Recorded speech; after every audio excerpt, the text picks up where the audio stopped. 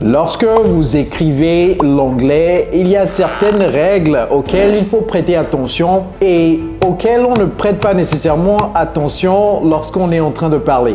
L'une de ces règles, c'est quoi? C'est la règle autour des guillemets. Comment utiliser les guillemets et pourquoi utiliser les guillemets? D'ailleurs, comment dit-on guillemets en anglais? Eh bien, je vais vous aider pour cela. Guillemets en anglais, c'est quotation mark. Donc, le pluriel, c'est quotation marks. All right? Et aujourd'hui, nous allons voir 5 différentes situations dans lesquelles on utilise les guillemets. Restez jusqu'à la fin, je vais vous donner un livre très important à lire. Et ça tourne autour des guillemets également. Le livre n'est pas sur les guillemets, mais j'ai donné un exemple. Je vais vous donner un exemple qui tourne autour d'un livre très important. Donc restez jusqu'à la fin à vos carnets de notes. Ready? Let's go! Hello everybody, it's Coach Joe, your English coach. So without further ado, let's get started. All right, so one situation in which we use quotation marks is for direct quotations. All right, so let me see, this is the center of gravity. All right, direct quotations. What does that mean? Direct quotations, they show readers the exact words someone said in the exact order. Donc, si vous voulez dire les mots exacts et dans le même ordre que la personne les a dit, utilisez les guillemets. All right. So, for example, we can say, Coach Kojo told his students, practice daily and your English will improve significantly. All right. Coach Kojo, il y a un J là-bas, told his students. Jusque-là, vous n'avez pas besoin de guillemets. His students. Maintenant, que vous voulez dire exactement ce que Coach Kojo a dit, donc vous mettez virgule et guillemets. Practice daily, and your English will improve. Et ça, c'est la vérité absolue, les amis. Si vous voulez parler l'anglais, il faut parler l'anglais. Je vais fermer les guillemets ici. Je sais que c'est simple. Ce que je viens de dire, c'est très simple. Si vous voulez parler l'anglais, il faut parler l'anglais. Ça veut dire quoi? Si vous voulez parler l'anglais, il faut ouvrir la bouche. Vous savez, nous avons un programme d'immersion anglaise et il y a certains élèves qui nous joignent. Et parmi ces élèves qui nous joignent, il y a juste une infime partie qui ne pratique pas, mais s'étonne du fait de ne pas améliorer leur niveau d'anglais. Et moi, ça m'étonne. Parce que tout ce que vous voulez faire, il faut vous focaliser là-dessus et il faut mettre du temps sur cela. Et il en va de même pour l'anglais. Et si vous vous posez la question, hey coach, comment est-ce que je peux joindre le programme d'immersion anglaise? D'abord, sachez que nous avons aidé des milliers de francophones, tout comme vous, dans plus de 50 pays du monde. Et leur problème, c'est exactement le problème que vous avez. Ils veulent parler couramment l'anglais. Si vous voulez qu'on vous tienne la main, dans la barre de description de cette vidéo, il y a un lien. Cliquez sur le lien, remplissez vos informations et moi-même, je vais vous contacter pour vous en dire plus. OK? Very important. You gotta practice daily. Il faut faire un travail. C'est très important. You will improve. Je vais d'ailleurs mettre un adverbe ici pour vous dire que vous allez augmenter de façon exponentielle. Okay? Your English will improve significantly. Apprenez ce mot également. Très important. De façon matérielle, de façon exponentielle. Ce n'est pas significant. Okay? C'est significantly. All right. We also use direct quotations in dialogues. All right. So we use it in dialogue. Ce n'est pas dialogue. Okay? C'est dialogues. All right, so how do we use it in dialogues? Well, we use them to open and close conversations. For example, Aminata said, your plate is on the table. And Eric replied, I will eat in a second. Okay? Aminata said, et vous ouvrez les guillemets, your plate, et je vais vous apprendre ce que ça veut dire, your plate is on the table. On the table. Vous fermez ça, n'oubliez pas de fermer ça. And Eric replied, Eric, peut-être son mari ou son copain, replied, virgule, ouvrez les guillemets, I will eat in a second. Cette expression également est importante. Alors, in a second, ce n'est pas littéral. Ça ne veut pas dire dans une seconde. Mais dans un instant, je vais manger tout à l'heure. Ok?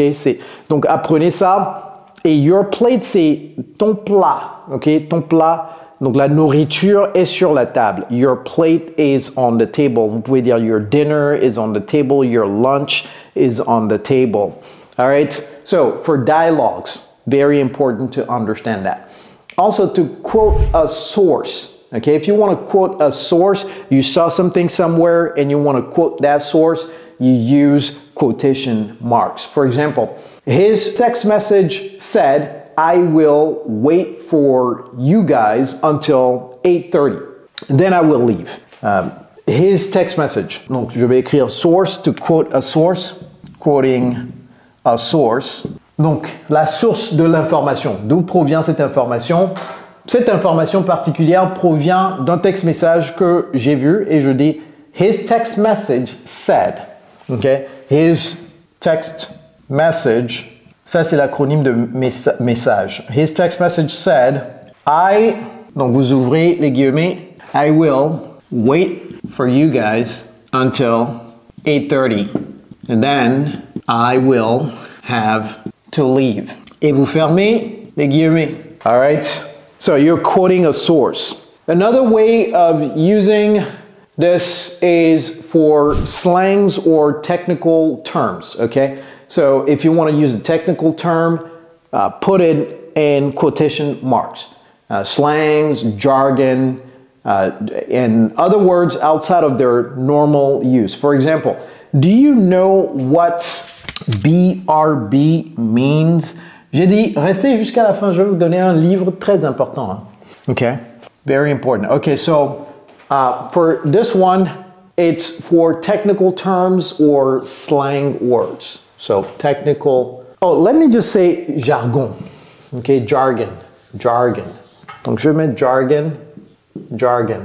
All right, so for example, do you know what, et vous ouvrez la parenthèse, j'ai dit BRB, mean. Do you know what it means? Au fait, la façon de poser cette question, est-ce que tu sais ce que quelque chose veut dire? Littéralement, j'aimerais que vous écriviez ça quelque part et remplacez juste ça là. Remplacez juste ça par quelque chose d'autre. Do you know what plus la chose means? Do you know what it means? C'est une formule juste magnifique, magique. Lorsque vous apprenez une langue, apprenez ça. Également, apprenez la tournure qui dit comment dire cette chose en anglais. Okay? How do you say table en anglais? Okay? So, how do you say table in English? How do you say maison in English? Donc, cette formule-là, il faut bûcher ça parce que lorsque vous apprenez l'anglais, vous allez poser ces genres de questions tout le temps. Okay? Very, very important. All right. Do you know what BRB means? Vous savez ce que ça veut dire? Ça veut dire be right back. Okay? Be right back. All right. Donc, c'est un jargon. Donc, vous le mettez entre guillemets. And we also use quotation marks for titles. Okay? We use it for...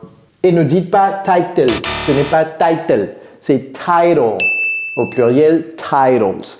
So titles of poems, articles, songs, newspapers, magazines, etc. All right, for example, one of my favorite quotes, et ne confondez pas quotes avec quotation marks, ok, ça n'a rien à voir. Quotes, c'est citation, ok.